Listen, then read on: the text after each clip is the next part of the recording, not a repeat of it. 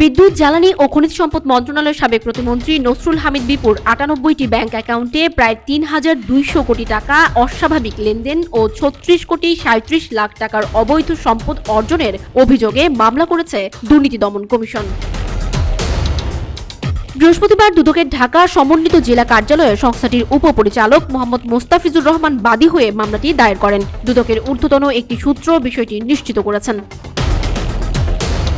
মামলার এজাহার সূত্রে জানা যায়, বিদ্যুৎ, জ্বালানি ও খনিজ সম্পদ মন্ত্রণালয়ের সাবেক প্রতিমন্ত্রী নসরুল হামিদ ওরফে নসরুল হামিদ বিপুর বিরুদ্ধে দায়িত্বশীল পদে থেকে অবৈধ উপায়ে জ্ঞাত আয়ের উৎসের সহিত অসঙ্গতিপূর্ণ ৩৬ কোটি ৩৭ লাখ ৯৯ হাজার ৬৫৭ টাকার স্থাবর ও অস্থাবর সম্পদ অর্জন করে ভোগ দখলে রেখেছেন।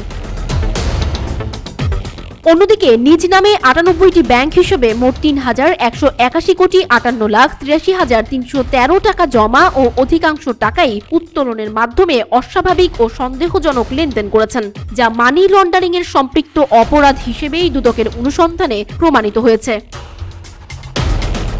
সব মিলিয়ে দুর্নীতি ও ঘুষের মাধ্যমে প্রাপ্ত অর্থ বা সম্পত্তির অবৈধ উৎস গোপন করার উদ্দেশ্যে হস্তান্তর, স্থানান্তর ও রূপান্তর করায় দুর্নীতি দমন কমিশন আইন ২০০৪-এর ২৭-এর ১ ধারা, মানি লন্ডারিং প্রতিরোধ আইন ২০১২-এর ৪-এর ২ ও ৪-এর ৩ ধারা এবং ১৯৪৭ সালের দুর্নীতি প্রতিরোধ আইনের ৫-এর ২ ধারায় অভিযোগ আনা হয়েছে মামলায়।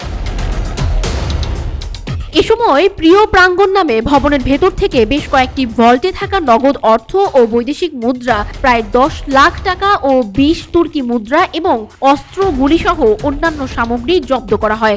অন্যদিকে ৫ আগস্ট শেখ হাসিনার পদত্যাগের পর আত্মগোপনে আছেন সাবেক বিদ্যুৎ, জ্বালানি প্রতিমন্ত্রী নসরুল হামিদ বিপু।